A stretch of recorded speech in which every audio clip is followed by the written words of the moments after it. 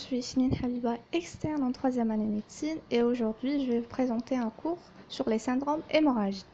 On va commencer le cours par un petit rappel physiologique de l'hémostase, puis on va voir les différentes méthodes d'exploration utilisées lors d'un suspect d'une pathologie hémorragique. On va aborder également le mécanisme de déroulement des syndromes hémorragiques et leur étude sémiologique. Et vers la fin, on va voir les différents types des syndromes hémorragiques. L'hémostase, par définition, est l'ensemble des phénomènes qui permettent de garder un sang fluide à l'intérieur des vaisseaux dans les cas physiologiques de façon permanente ou d'arrêter une hémorragie secondaire à une brèche, c'est l'hémostase réactionnelle. Donc, il est constitué de 3 étapes essentielles. Premièrement, l'hémostase primaire avec la formation du clou plaquettaire. Deuxièmement, l'hémostase secondaire ou la coagulation qui fait former un caillot de fibrine insoluble. Et troisièmement, fibrinolyse ou la dissolution du caillot. Je vais détailler chacun à part, commençons par l'hémostase primaire. La première étape de l'hémostase primaire est le spasme vasculaire, qui est une contraction locale des muscles lisses du vaisseau sanguin à l'endroit où il s'est produit le dommage vasculaire. Donc ce spasme, il intervient assez rapidement, de 15 à 60 secondes. Il peut durer jusqu'à 30 minutes. Donc en se contractant, le vaisseau il va diminuer de diamètre, ce qui réduit le flux sanguin et diminue les pertes sanguines à cet endroit. Et en même temps, il va favoriser l'accumulation des plaquettes sanguines et des facteurs de coagulation. La deuxième étape de l'hémostase primaire est le temps plaquettaire. Les plaquettes adhèrent au collagène du vaisseau sanguin les unes aux autres, formant ainsi un bouchon temporaire pour arrêter le saignement. Et au cours de cette activation des plaquettes, ils vont libérer plusieurs substances telles que le facteur de Willebrand. Ce facteur, il est synthétisé et stocké de 20% dans les plaquettes et dans les granules des plaquettes et à 80% dans les cellules endothéliales. Il joue 2 rôles essentiels. Premièrement, il va favoriser l'adhésion des plaquettes aux vaisseaux lésés et deuxièmement, il va transporter le facteur 8. Donc toute anomalie ou perturbation, elle va provoquer une pathologie qu'on va la voir dans les syndromes hémorragiques. Donc, je récapitule, l'hémostase primaire constituée de spasme vasculaire qui est une contraction qui réduit le diamètre et le flux, et le temps plaquettaire par l'adhésion des plaquettes au collagène, et le résultat final, c'est la formation du clou plaquettaire. Deuxième étape de l'hémostase, c'est l'hémostase secondaire ou la coagulation. Donc c'est une étape indispensable puisqu'elle permet de renforcer le caillot ou le clou plaquettaire déjà formé par la formation de la fébrine qui est une protéine filamenteuse. Donc cette étape, elle est constituée de la voie endogène et une voie exogène et les deux voies y font impliquer des facteurs de coagulation. Donc avant d'entamer la cascade des voies endogènes et exogènes, je vais parler des facteurs de coagulation. Donc, comme leur nom indique, ce sont des molécules impliquées dans la coagulation et normalement identifiées par des chiffres romains avec un 1 minuscule pour indiquer la forme active. Donc, la plupart de ces facteurs circulent dans le sang, à l'exception du facteur tessulaire qui est le facteur 3 et qui est libéré par les cellules endothéliales lors d'un dommage du vaisseau. Et ces facteurs sont produits au niveau du foie et pour certains, leur production elle est dépendante de la vitamine K. Je reviens à ma cascade, je vais commencer par la voie endogène. Donc elle est appelée ainsi puisqu'elle sollicite les facteurs qui sont dissous dans le sang et elle commence par un contact du sang, donc un contact avec le sang qui contient du kininogène de haut poids moléculaire qui est une glycoprotéine avec les structures sous-endothéliales qui sont mises à nu par la lésion. Cette étape est appelée la phase de contact. Donc, une fois ce complexe donc, il est activé, il va activer à son tour le facteur 12. Donc le facteur 12 activé au cours de la phase de contact, il va activer le facteur 11.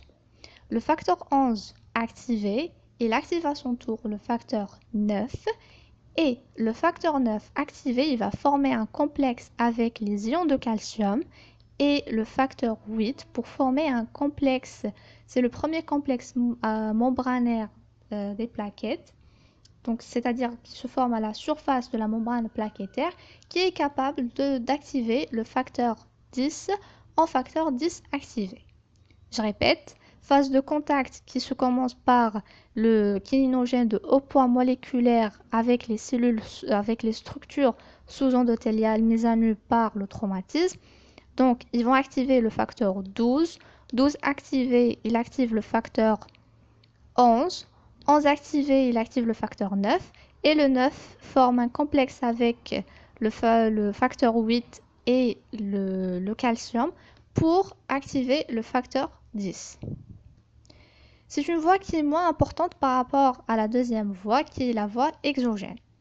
Donc la voie exogène, elle est plus importante puisqu'elle a un rôle principal de générer très rapidement une grande quantité de thrombine qui circule dans des quantités plus importantes que tous les autres facteurs de coagulation activés.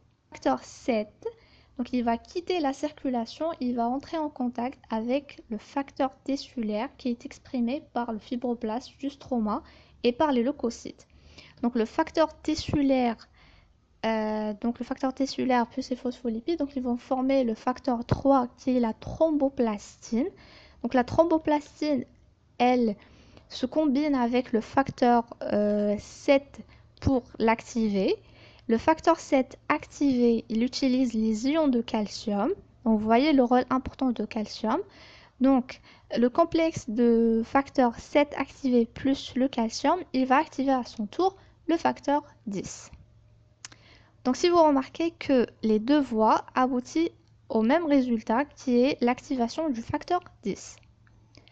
Le facteur 10, une fois activé, il va activer à son tour le prothrombine en thrombine.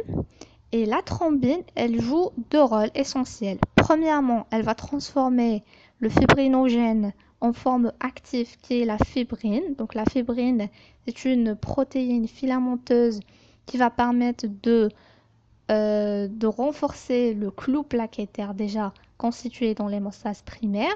Et le deuxième rôle de thrombine, c'est qui va activer le facteur 13 en facteur 13 activé. Et le rôle de ce dernier est de stabiliser ce caillot. Une fois le saignement est arrêté, le vaisseau il est cicatrisé, donc on n'aura plus besoin de caillots.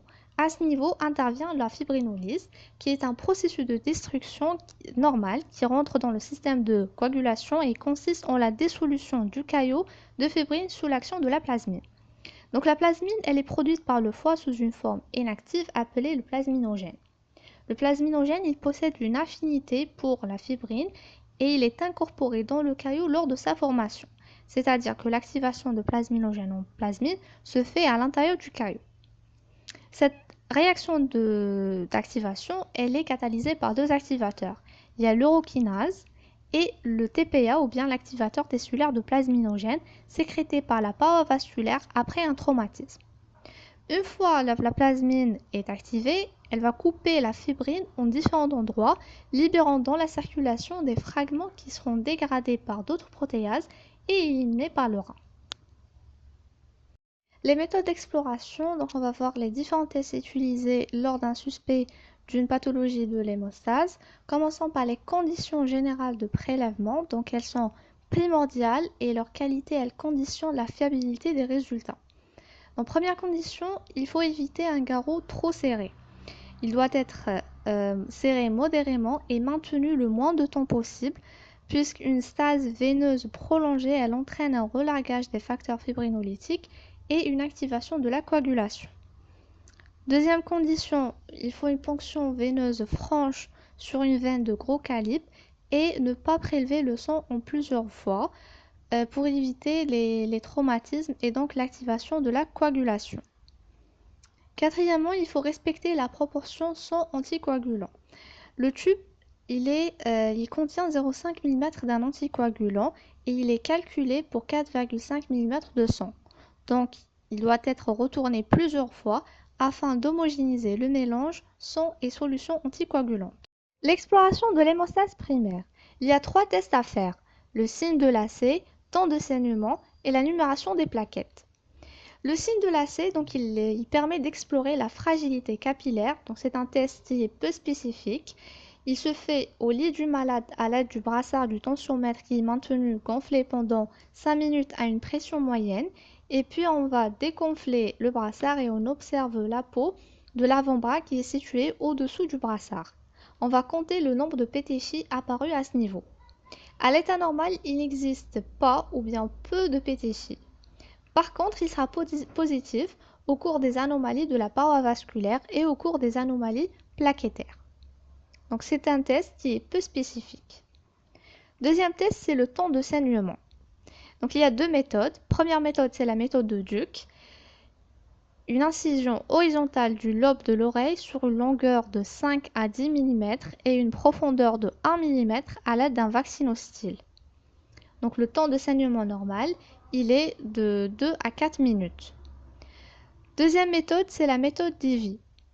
On va faire une incision de la peau de l'avant-bras dans une région sans vaisseau apparent et sans poil sur une longueur de 10 mm et une profondeur de 1 mm.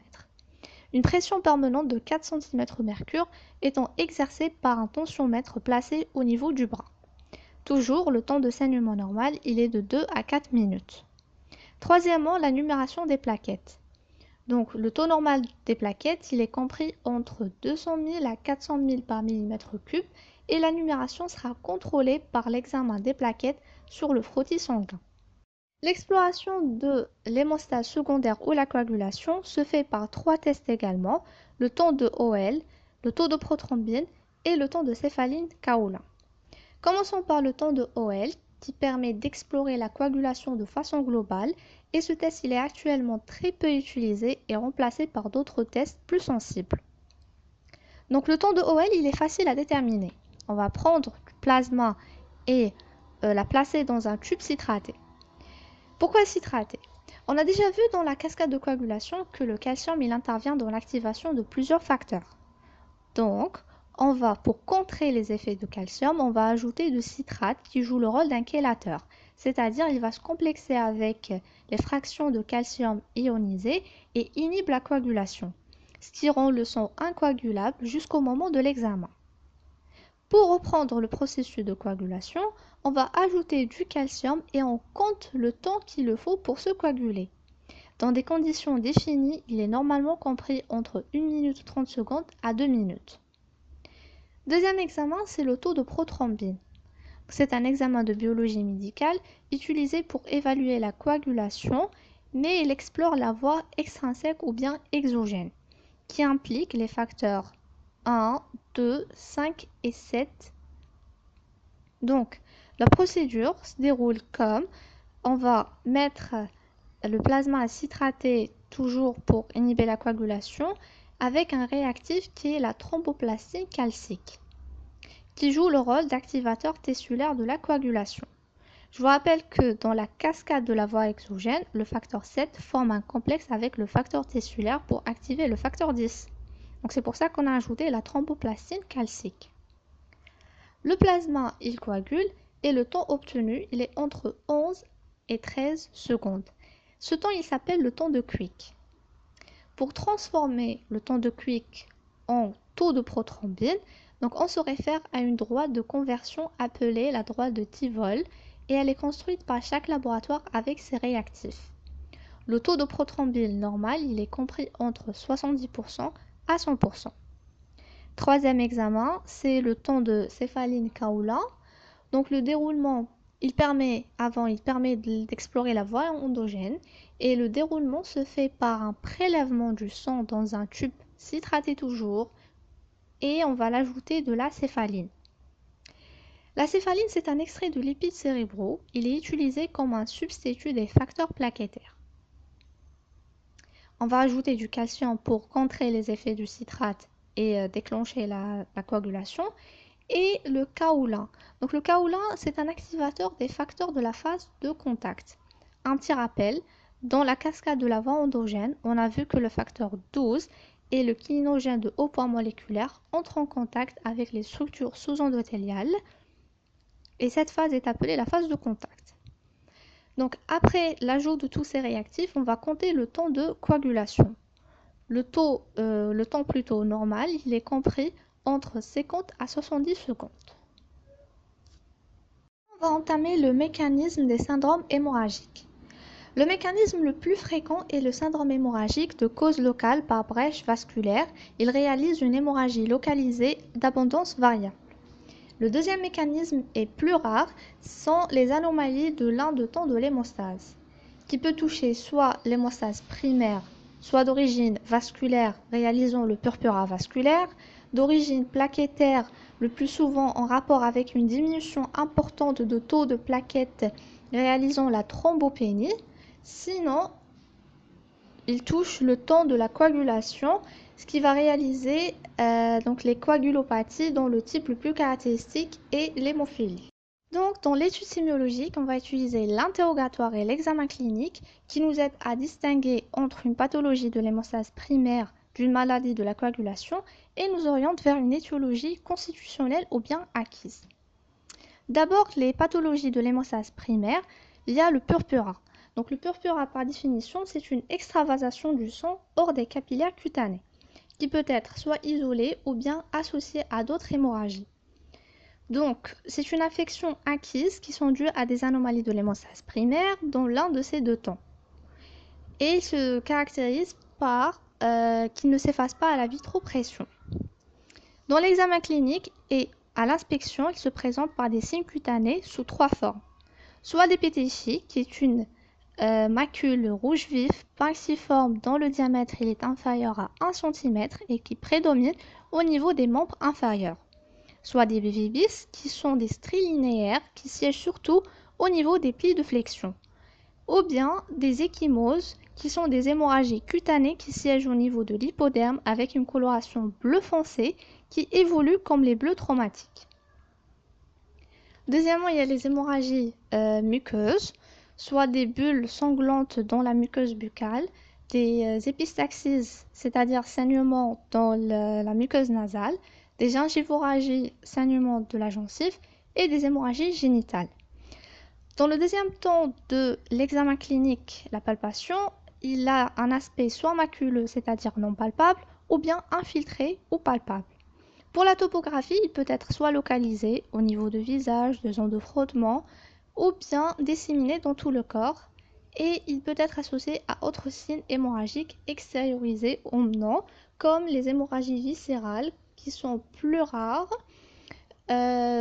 qui se présentent par des hémorragies digestives, des hémorragies rétiniennes qui risquent d'entraîner une cécité définitive, ou bien des hémorragies méningées, également qui peuvent risquer d'entraîner la mort. Pour les pathologies, l'étude sémiologique des coagulopathies, donc par définition, les coagulopathies sont des hémorragies cutanées à type d'hématome. L'hématome, par définition, c'est la collection du sang dans une cavité naturelle ou bien à l'intérieur des tissus. Donc, coagulopathie, hémorragie cutanée à type d'hématome, hémorragie muqueuse à type d'épistaxis et des hémorragies profondes musculaires ou articulaires qui sont soit congénitales ou bien acquises. Pour l'examen clinique, à l'interrogatoire, on va chercher la notion des traumatismes accidentels. Donc il y a seulement les blessures profondes qui vont s'accompagner d'une hémorragie persistante. Donc ceux qui sont superficiels, le mécanisme de l'hémostase va permettre d'arrêter le saignement. Deuxième notion, les extractions dentaires, donc qui vont mettre en évidence la tendance hémorragique de sujet. Car chez un sujet normal, une extraction il va entraîner un saignement qui va durer 30 minutes et puis il va s'arrêter. Par contre, chez la personne qui présente des coagulopathies, donc le saignement immédiat il est identique à celui de sujet normal, c'est-à-dire saignement pendant 30 minutes s'arrête et puis il reprend et persiste pendant plusieurs jours. Et troisièmement, la notion des interventions chirurgicales, comme chez les enfants, beaucoup plus les amygdalectomies. À l'examen clinique, on va préciser l'aspect de ces hémorragies qui varient selon l'âge. Donc, soit des hématomes cutanés qui se voient chez les nourrissons surtout au niveau du front et au niveau des membres, soit des hémarthroses qui sont des hémorragies intra-articulaires, c'est-à-dire à l'intérieur des articulations, qui vont apparaître plus tard lorsque l'enfant il commence à marcher, et c'est un signe caractéristique des coagulopathies. Sinon, des hématomes profonds qui siègent dans les espaces cellulo-aponévrotiques et qui surviennent après un traumatisme ou bien une injection intramusculaire. Donc, ils sont volumineux et douloureux qui peuvent entraîner des phénomènes de compression nerveuse au niveau des membres ou bien simuler une urgence chirurgicale. Donc, je vais donner comme exemple l'hématome du psoas qui peut simuler une appendicite aiguë. Et des hématuries qui sont fréquentes et se voient au cours des coagulopathies congénitales, mais elles sont également le premier signe d'un surdosage d'anticoagulants.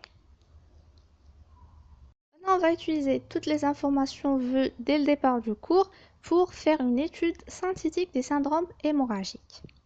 Donc, déjà, les mécanismes des syndromes, il y a par cause locale brèche vasculaire ou bien lié à une anomalie de l'hémostase, soit qui touche l'hémostase primaire dans ces deux temps, les purpura, ou bien qui touche l'hémostase secondaire qui sont les coagulopathies. Les syndromes hémorragiques qui sont liés à une anomalie de l'hémostase primaire, il y a les purpura. Donc, les purpura, il y a plusieurs types de purpura. Il y a le purpura rhumatoïde, qui est une vascularite systémique à IgA qui affecte les vaisseaux de petit calibre. C'est-à-dire, le système immunitaire, il va attaquer les vaisseaux de petit calibre et elle se traduit cliniquement par des lésions cutanées de nature inflammatoire, purpura péticiale, des arthralgies ou des arthrites, c'est-à-dire des douleurs au niveau des articulations, et des signes abdominaux tels que les crises douloureuses avec parfois des hémorragies digestives à type de méléna.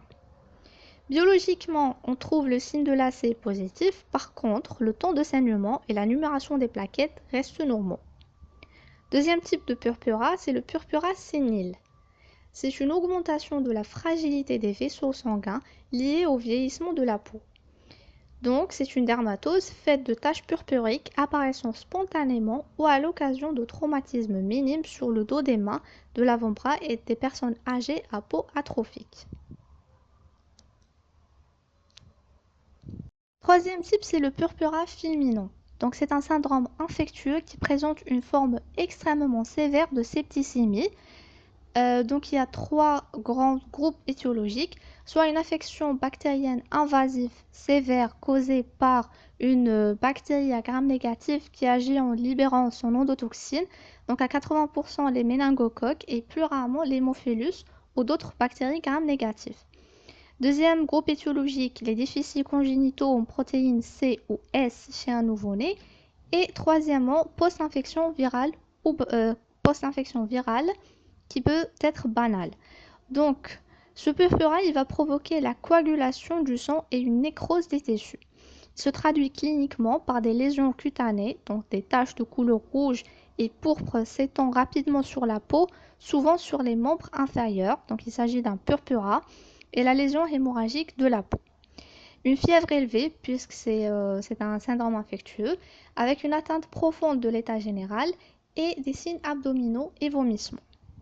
Les purpuras causés par des anomalies de l'hémostase primaire dans son ton plaquettaire sont appelés les purpuras thrombopéniques et ces troubles comprennent une augmentation anormale des plaquettes, soit une diminution des plaquettes du thrombopénie ou bien un dysfonctionnement plaquettaire. Se traduit cliniquement par des lésions cutanées, c'est le purpura péticial et chymotique, et des hémorragies muqueuses. Biologiquement, le signe de lacet est positif, temps de saignement est allongé et l'annulation des plaquettes est inférieure à 50 000 par millimètre cube. Une autre affection, c'est la maladie de Willebrand. On a vu dans le temps plaquettaire que le facteur de Willebrand qui est synthétisé et stocké par les plaquettes et les cellules endothéliales est le rôle essentiel qu'il le joue. Donc, un défaut génétique de concentration, de structure ou de fonction de ce facteur provoque une affection hémorragique héréditaire qui se traduit sur le plan clinique par une hémorragie cutanéo-muqueuse de type épistaxie ou ménorrhagie et des hématomes et des hémarthroses. Biologiquement, le TCA est allongé, temps de saignement est allongé, numération des plaquettes reste normale et le facteur de Willebrand est abaissé. Pour les coagulopathies, il y a deux types. soit des congénitales. La plus connue est l'hémophilie, qui est un trouble hémorragique héréditaire qui se traduit par l'incapacité du sang à coaguler correctement, ce qui va entraîner des saignements incontrôlés. Donc, autant qu'une maladie héréditaire, l'hémophilie elle est transmise de façon récessive, liée au chromosome X de parent à enfant. Ce qui signifie que lorsque la mère transmet son chromosome X à son fils, il est obligatoirement atteint. Donc, il est néanmoins possible pour les femmes d'être touchées par l'hémophilie, même si c'est très rare et moins connu. Donc, la plus grande partie de la population atteinte de l'hémophilie, elle est de sexe masculin.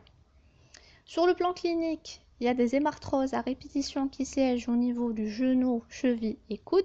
Et biologiquement, il y a le temps de céphaline kaolin allongé, temps de OL allongé et le taux de prothrombine reste normal. Pour les coagulopathies acquises, sont dues à traitement aux anticoagulants lors d'un surdosage par soit l'héparine non fractionnée ou bien les antivitamines K, ce qui nécessite un interrogatoire minutieux et des examens avant de prescrire ce type d'anticoagulant. Le dernier syndrome est le syndrome de défibrination du sang, c'est-à-dire la disparition de fibrinogènes transformés en fibrine consommés par les multiples thromboses, donc suite à une destruction exagérée et anormale de fibrinogènes circulants aboutissant à une fibrinogénopénie. Ce syndrome est appelé aussi la coagulation intravasculaire disséminée ou CIVD. Le mécanisme de déroulement. Donc il y aura le facteur tessulaire. Il va être libéré de façon massive suite à une infection, une lésion extensive d'un tissu qui est riche en ce facteur ou bien par des cellules tumorales. Ce facteur il va activer la voie extrinsèque, ce qui va induire une coagulation diffuse et non régulée. Sur le plan clinique, donc il y a des manifestations thrombotiques et des manifestations aussi hémorragiques, des saignements cutanés spontanés, des saignements muqueux et des hématomes profonds. Biologiquement, il y a un allongement de temps de céphaline kaolin et diminution du taux de prothrombine, associé à une thrombopénie. Arrivant à la fin du cours, c'est un petit mind map qui récapitule les démarches diagnostiques devant un syndrome hémorragique chez l'enfant et qui va vous aider à organiser toutes ces informations. Et je vous remercie infiniment pour votre attention.